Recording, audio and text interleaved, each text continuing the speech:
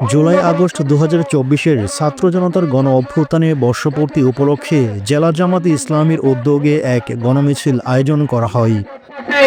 জাতীয় সংসদের মহাপক্ষে জননেতা ব্রাহ্মণবাড়িয়ার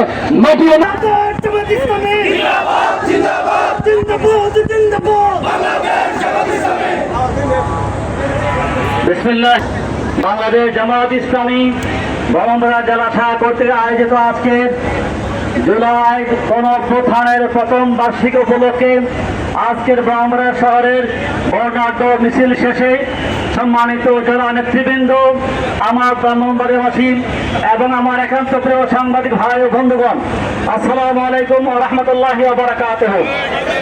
সম্মানিত উপস্থিতি, নিশ্চয়ই আপনারা জানেন 2024 সালের আজকের 5 আগস্ট 36 জুলাই একটি ছাত্র অভ্যুত্থানের মাধ্যমে ফ্যাসিস্ট হাসিনা বাংলাদেশ থেকে বিদায় নিয়েছে। আমরা বলতে চাই, ফ্যাসিজমের প্রতিষ্ঠাতা শেখ হাসিনা খুনি বাংলাদেশের মানুষের স্বাধিকার আন্দোলনের বাংলাদেশের মানুষের সকল ধরনের মানবিক মৌলিক অধিকার তারা খণ্ড করেছে।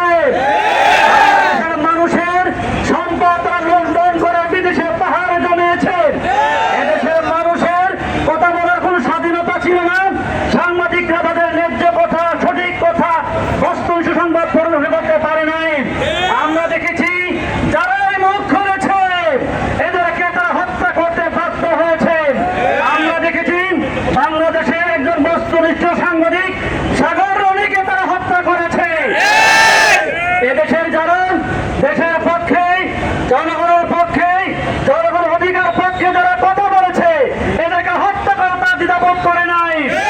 এদের পক্ষে থাকলে মুক্তিযোদ্ধা, এদের বিপক্ষে হয় রাজাকার। সেই ঢাকা বিশ্ববিদ্যালয় যখন ছাত্ররা কোটা আন্দোলন শুরু করেছিল, ফ্যাসিস্ট হাসিনা বলেছিল তারা হচ্ছে সব রাজাকার। বিশ্ববিদ্যালয়ের স্লোগান উঠেছিল তুমি কে আমি কে, কি বলেছিলেন? কে বলেছে? এবং এই সরকার তখন জনগণের মধ্যে একটা বিশাল একটি শব্দ উচ্চারিত হচ্ছিল, উই ওয়ান্ট জাস্টিস, আমরা ন্যায় বিচার চাই, আমরা অন্যায়কে প্রতিহত করতে চাই, বৈষম্য দূর করতে চাই। সুতরাং ভাই বন্ধুগণ, এ বাংলাদেশের মানুষের আশা আকাঙ্ক্ষা প্রতিফলন ঘটাতে হবে।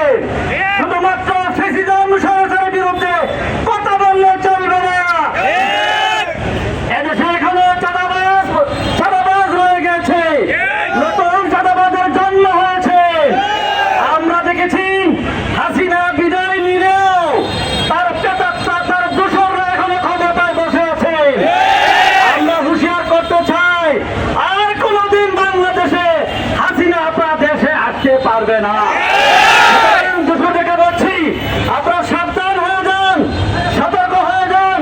বিশ্বের ইতিহাস সাক্ষ্য দেয় যারা পরাজিত পরায়ণ শক্তি তারা কখনো দেশে আসতে পারে না। এদেশে যদি রাজনীতি করতে হয়, এদেশের মাটি মানুষের রাজনীতি করতে হবে। এদেশের রাজনীতি করতে গেলে মানুষের সঠিক বিবেক, মানুষের পাঁচ ফুট রাজনীতি করতে হবে। আমরা বলছি এখনো 5 আগস্টের পরে সমাজের বিভিন্ন পাড়ায়, জায়গায়, অফিস আদালতে ব্যাপক চাঁদাবাজি হচ্ছে। যদি টাকার সমস্যা থেকে জামাতের কাছে আসেন, আপনার টাকা দিয়ে আপনাকে পুনর্বাসন করা হবে। তারপর চাঁদাবাজি করবেন না। যেখানে চাঁদাবাজ পাবেন ভালো করে ধরে শাস্তি দিবেন। একটা চাঁদাবাজের শাস্তি দিতে পারলেন আর চাঁদাবাজ মাথা সাজা উঠবে না। সুতরাং একটি সুন্দর বাংলাদেশ নির্মাণ করার জন্য, বৈষম্যহীন রাষ্ট্র কায়েম করার জন্য, ইনসাফভিত্তিক রাষ্ট্র কায়েম করার জন্য, মানুষের মৌলিক অধিকার ফিরিয়ে আনার জন্য, সাংবাদিকদের যে বস্তুনিষ্ঠ সংবাদ পরিবেশন করার জন্য, একটা উন্নত মডেল বাংলাদেশ গড়ার জন্য দেশপ্রেমিক জনতাকে ঐক্যবদ্ধ হয়ে আগামী নির্বাচনে দিন জামাত ইসলামের ক্ষমতা বছরেই এদেশের মানুষের সঠিক অধিকার ফিরে আসবে ইনশাআল্লাহ। প্রচন্ড গরমের কারণে আমরা লম্বা করছি না। এই মিছিলে যারা সমস্ত ছাত্র করেছেন আমাদেরকে সহজে আমরা শেষ করছি। আসসালামু আলাইকুম ওয়া রাহমাতুল্লাহি ওয়া বারাকাতুহু।